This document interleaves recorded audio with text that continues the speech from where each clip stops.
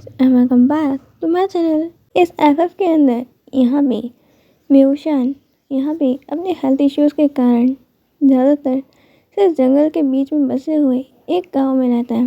वैसे उसे गांव नहीं, एक डेवलप सिटी कहेंगे, बट यहाँ पे अभी भी नेचर की खूबसूरती बरकरार है।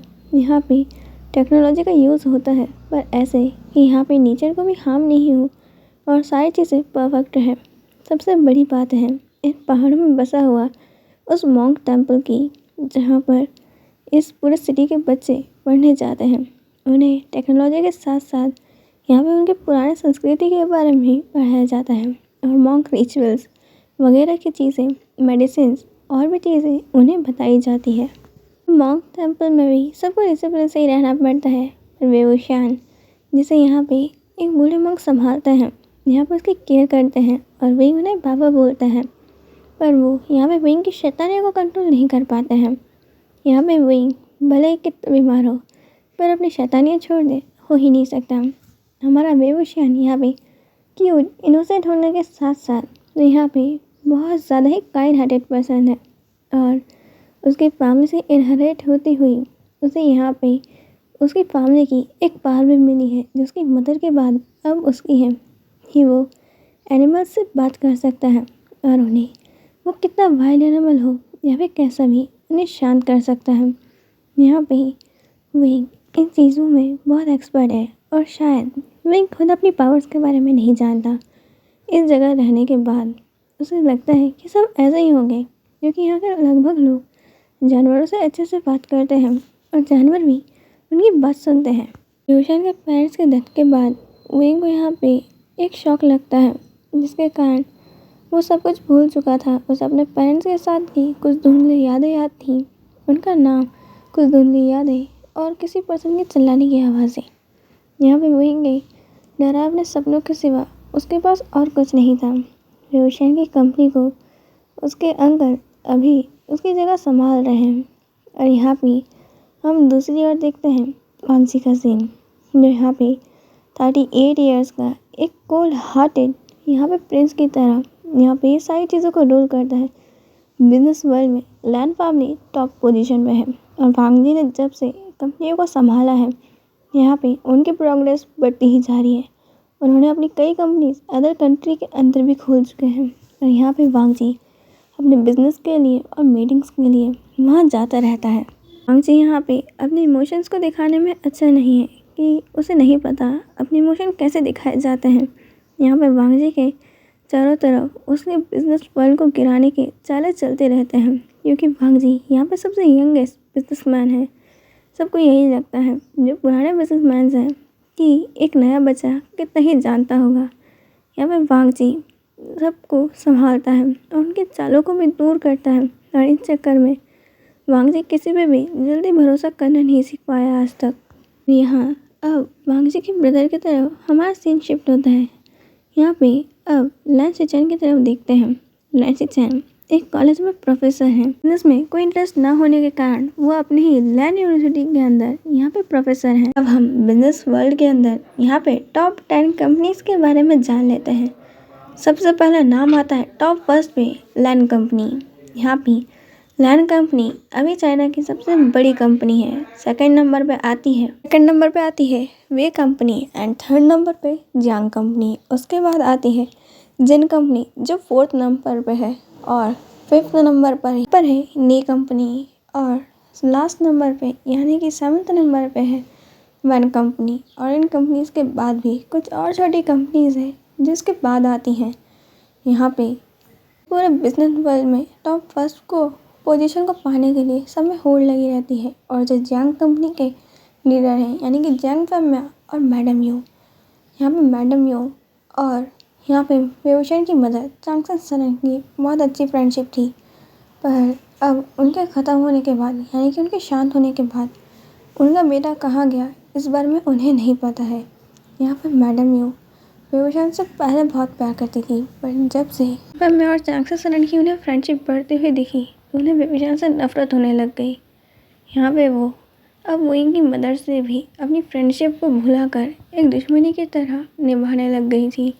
वो दुश्मन मारने लग गई थी और उन्होंने वे कंपनी से भी आगे जाना था और जैंग फैमिली उन्हें समझाने की हमेशा कोशिश करते थे कि वो तुम्हारी फ्रेंड है, पर पता नहीं क्या अब उनके साथ हो गया था कि ये उनकी फ्रेंडशिप अब कहीं खो चुकी थी। यहाँ पे जैंग सरन की मौत के बाद भी उन्होंने कभी वेवोशान को ढूंढने की कोशिश नहीं करी। इतने सालों की फ्रेंडशिप यहाँ पे ख़त्म हो चुकी थी, पर जो उनके मन में मिसअंडरस्टैंडिंग थी और जो नफ़रत भर चुकी थी, उसने उस छोटे से बच्चे को ढूंढने से भी मना कर दिया जो कहीं खो गया था। पे वेवोशान के बारे में जैंग फैमिली के अंदर सिर्फ 3 लोगों को पता है। यहाँ पे जांग यानली, जांग चैंग और जांग फैमिया। इनके सिवा मैडम यू को नहीं पता है वेवोशान कहाँ है, जिंदा है, मर गया या फिर उसके साथ क्या हुआ, कोई नहीं जानता। सभी यही जानते हैं कि वे फैमिली को अभी यहाँ पे विंग के अंकल सब कुछ संभाल रहे हैं और यही कहते हैं कि विंग छोटा है और अभी उसे ये सारी चीज़ें संभालने का सही वक्त नहीं आया है। यहाँ पे अब से शिफ्ट होता है शाओ शिचैन और शू यांग की तरफ। यहाँ पे शू यांग अपने पार्टनर शाओ शिचैन से कहता है, मुझे लगता है कि अब तुम्हें विंग से मिल के आ जाना चाहिए, काफ़ी टाइम हो चुका है। वैसे भी तुम उससे मिलने बहुत कम जाते हो। यहाँ पे जब मैं जाता हूँ उससे मिलने, वो हमेशा मुझसे तुम्हारे बारे में पूछता है। तुम उसे टाइम दिया करो, तुम उसके अंकल हो। यहाँ पे शाओ शिचैन ये बात सुन के कहते हैं, शू यांग तुम जानते हो ना आजकल बिजनेस वर्ल्ड के अंदर यहाँ पे कितनी ज़्यादा प्रॉब्लम्स चल रही हैं। और देखो यहाँ पे जैंग फैमिली के भी तो इतने सारे प्रपोजल्स आ रहे हैं। यहाँ पे वो हमारे साथ कितनी सारी चीज़ें कर रहे हैं। अब मुझे तो समझ नहीं आ रहा है कि आखिर ये हो क्या रहा है। वो यहाँ पे जिस भी कंपनी से हम कॉपरेट करने जाते हैं उसी कंपनी में अपना प्रपोजल दे देते हैं। आखिर ये चल क्या रहा है, ये बिजनेस वर्ल्ड के अंदर आजकल हो क्या रहा है। कोई किसी को ऊपर उठने ही नहीं देना चाहता। वो यहाँ पे मैडम यू तो कभी भी विंग के बारे में पता करने की कोशिश भी नहीं करती है। यहाँ पे शू यांग कहता है, हाँ पर हमें विंग को यहाँ नहीं लाना चाहिए क्योंकि विंग अभी छोटा है और कब उसके साथ यहाँ पे कौन क्या करने के बारे में सोचे हम नहीं जानते हैं। उसे पूरी दुनियादारी के बारे में कुछ नहीं पता है और अभी उसकी कंडीशन भी तो ठीक नहीं है। वो सिर्फ 5 सालों से मेडिसिन के ऊपर ही जी रहा है। तुम जानते हो ना उसकी कंडीशन कैसी है। वहाँ पर वो हंसता तो है कम से कम, यहाँ पे वो वही अच्छा है।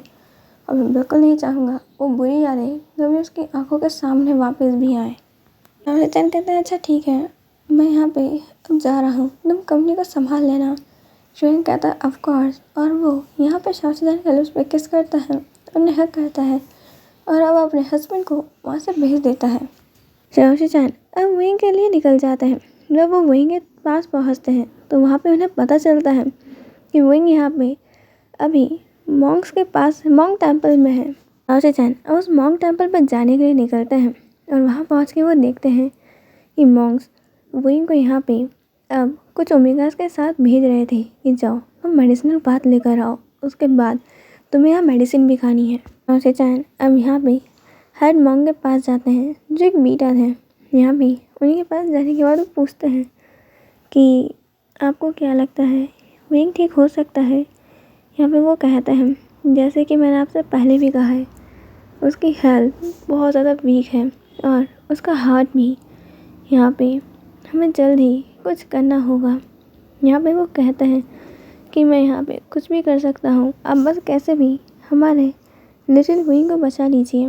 मॉन्क कहते हैं, आप यहाँ पे उन पैसों से ज़िंदगी नहीं खरीद सकते। शाओ शिचैन कहता है, मैं जानता हूँ ये पैसे मेरे विंग की ज़िंदगी नहीं खरीद सकती, पर यहाँ पे वो उसकी ज़िंदगी को बेटर बनाने के लिए यहाँ पे कुछ तो कर ही सकते होंगे ना। यहाँ पे वो मॉन्क कहते हैं, बिल्कुल यहाँ पे हमने कुछ मेडिसिन की लिस्ट बना ली है, आप इन मेडिसिन को मंगाइए क्योंकि मुझे लगता है यहाँ पे हमें विंग को ट्रीट करने के लिए पॉइजन का इस्तेमाल करना होगा। शाओ शिचैन कहते हैं, क्या पॉइजन, आप कंफर्म तो है ना कि इससे विंग को कोई हार्म नहीं होगा। यहाँ पे अब ये बात सुनने के बाद वो मॉन्क कहते हैं, आप चिंता मत कीजिए, कई बार कई चीज़ों को ट्रीट करने के लिए हमेशा यहाँ पे दवाइयों में पॉइज़न मिलाया जाता है। बस इतना रहेगा कि इन दवाई के अंदर विंग को सिर्फ पॉइज़न ही दिया जाएगा पर कम डोज में। यहाँ पे विंग इससे ठीक हो जाएगा। ये हमारी सबसे ज़्यादा ट्रेडिशनल और पुरानी दवाई है। और चैन अब हमें सही लाते हैं। और यहाँ पे वही वो मेडिसिनल बात लेकर आ जाता है और कह रहा था, बाबा ये मेडिसिनल बात क्या मैं लेना बंद कर सकता हूँ? देखो मैं नहा के आता हूँ तभी मेरे अंदर से कितनी गंदी बदबू आती है। यहाँ पे सारी दवाइयाँ इतनी गंदी स्मेल क्यों करती हैं? यहाँ पे मैं कितना भी परफ्यूम लगा लूँ इससे तो वो बदबू भी नहीं चाहती है। यहाँ पे अब वो मॉन्क कहते हैं, वही शिकायतें करना बंद भी करो, तुम कब तक ये शिकायत करोगे? कहता है, जब तक आप मुझे ये बात देना बंद नहीं करवाओगे। यहाँ मैं बोर हो गया हूँ इस बात को ले लेकर। और अब वो विंग के सामने दवाई रख देते हैं। अब मुंह बनाते हुए उस दवाई को पी लेता है। दवाई पीने के बाद विंग अब जाके अपने अंकल को नोटिस करता है और जल्दी से अपने अंकल को हग लगा कर लेता है। यहाँ पे शाशी चैन विंग को कहते हैं, विंग आराम से। यहाँ पे विंग कहता है, अंकल अब आप भी। यहाँ पे शाशी चैन कहता है, तो मेरा विंग अभी क्या कर रहा था? यहाँ पे विभूषण कहता है, अंकल आपको पता है मैंने अब ना पूरे 2 घंटे तक मेडिटेशन लगा सकता हूँ। वहाँ पे वो मॉन्क कहते हैं, हाँ हाँ देखा है तुम्हारा मेडिटेशन। यहाँ पे सबकी आंखें बंद करते ही तुम कैसे गायब हो जाते हो 2 घंटों के लिए। बहुत अच्छा मेडिटेशन है। वही हंसता है और कहता है, हाँ मेरा मतलब है यहाँ पे प्रकृति के बीच में मेडिटेशन लगाता हूँ। यहाँ पे वो मॉन्क कहते हैं, अच्छा कौन सा वाला मेडिटेशन तुम्हारा? वही जो उन टाइगर के कब्स के साथ खेलना था या फिर उन एलिफेंट्स के साथ घूमना? विंग कहता है, बाबा क्या आप मेरी शिकायतें करना बंद नहीं कर सकते? वो कहते हैं, अरे मैं तुम्हें शिकायत कहाँ कर रहा हूँ, मैं तुम्हें बता रहा हूँ कि तुम्हारा मेडिटेशन कितना अच्छा होता है। विंग कहता है, ठीक है वो बोरिंग काम मुझसे नहीं होता है, वो बहुत बोरिंग है। बाबा अब आप ऐसी बोरिंग चीज़ें कराना बंद भी कर दो। यहाँ पे विंग इस मॉन्क के स्कूल में भी टॉपर है। यहाँ पे विभूषण को टॉप करना बड़ा आसान है, पर यहाँ पे विभूषण के पास से चीज़ें छुपाना मुश्किल है, क्योंकि यहाँ पे बहुत अच्छे से रूल बनाया गया है। यहाँ पे कोई भी चिकन्स को और बनीज को, किसी भी एनिमल को रोस्ट करके कैसे भी नहीं खा सकता है। प्योर वेज खाना, नॉन वेज बिल्कुल अलाउड नहीं है। पर विभूषण यहाँ पे बनीज को भी खा जाता है, चिकन्स को भी खा जाता है। बेचारे चिकन्स, यहाँ पे मॉन्क ने एक चिकन फार्म बना रखा था और उनके हर दिन चिकन गायब हो जाते हैं। ऐसे गायब नहीं होंगे, बेचारे सारे चिकन विभूषण के पेट के अंदर मिलेंगे। तो भी विभूषण उन्हें बहुत ज़्यादा स्पाइस के साथ खाता है, जो उसके लिए मना है। ये उसके हेल्थ के लिए बिल्कुल अच्छी नहीं है, इतनी सारी स्पाइसेस बिल्कुल भी नहीं। वो वीक है।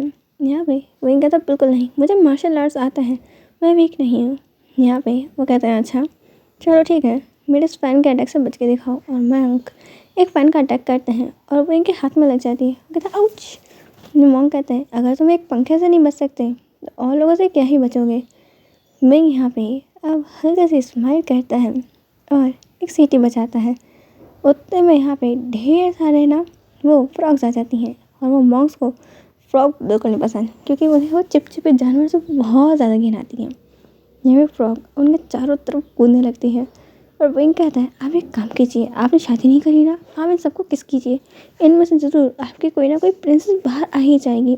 यहाँ पे वो ये कह के अब वहाँ से अपने अंकल के साथ भाग जाता है और वो मॉन्क चिल्लाते रह जाते हैं, तुम शैतान जल्दी से इन फ्रॉग्स को यहाँ से भगाओ, विंग जल्दी इधर आओ।